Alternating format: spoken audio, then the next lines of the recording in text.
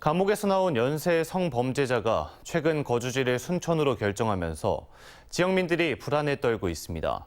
성범죄자 이주에 따른 인근 주민 불안이 거세지자 정부는 고위험 성범죄자의 거주를 제한하는 한국형 재식합법 제정을 추진하고 있지만 쉽지가 않습니다. 강서영 기자입니다.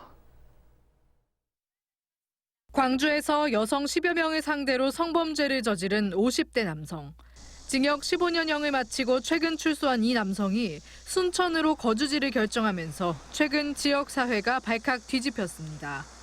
급기야 법무부가 이 남성의 범죄 수법을 감안한 맞춤형 준수사항 등 대응책을 수립하겠다고 나서기까지 했습니다. 하지만 여전히 시민들의 불안감은 가시지 않고 있습니다. 나는 이제 혼자니까 그나마 다행인데 가정 있는 자식들이면 특히 여자애들은 위험하죠. 조두순 등 출소한 흉악 성범죄자가 이주하는 지역마다 시민들의 불안과 반대가 증폭되는 경우가 반복되고 있습니다. 이에 따라 정부는 올해 초 고위험 성범죄자의 거주지를 제한하는 이른바 한국형 재식합법을 대책으로 내놨습니다.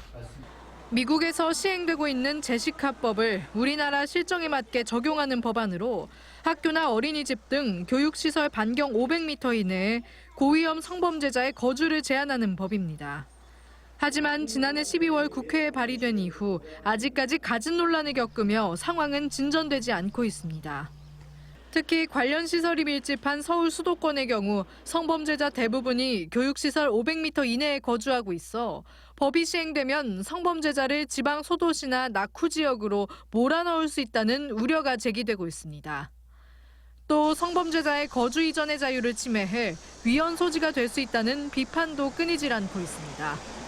다른 지역도 마찬가지로 거기 지역 주민들이 다 있고 하는 거기 때문에 이게 사실은 뭐 계속 폭탄 돌리기 비슷한 것이지 성범죄자가 출소를 했을 때 범죄를 저지르지 않는 게 가장 근본적이겠죠.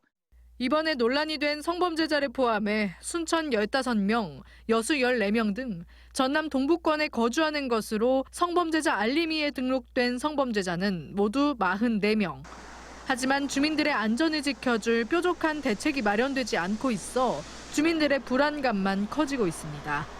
MBC 뉴스 강서영입니다.